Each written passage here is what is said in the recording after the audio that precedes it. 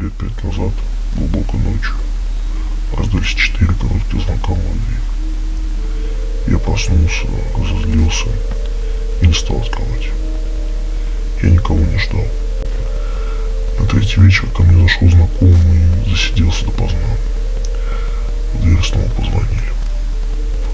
Но я сделал вид, что ничего не заметил, чтобы проверить, может, у меня галлюцинации. Но он все прекрасно услышал. И после моей истории воскликнул и выбежал во двор. В ту ночь я видел в последний раз.